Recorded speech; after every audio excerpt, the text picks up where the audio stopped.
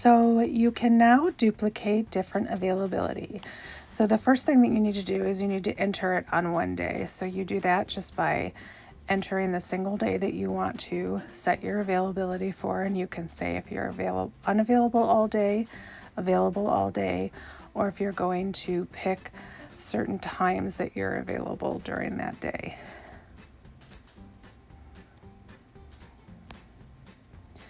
So once you do that, you're going to see that all of those are listed right here, and you can pick one to duplicate. So if I want to say, I know that there are certain dates in July that I am unavailable, I'm going to click on that little duplicate, and I'm going to go and I'm going to pick the dates, all of them in the month that I am unavailable, and hit done. Now you'll see that all of those dates are listed as unavailable. Now if I know that I have different days that I am available, only 6 a.m. to 6 p.m. I'm going to do the same thing. I'm going to click on that, and then I'm going to go through and I'm just going to select the dates that I am available during those periods of time.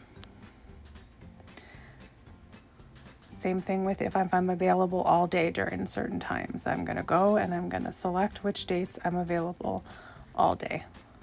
And that's it. And now you'll see all of them listed there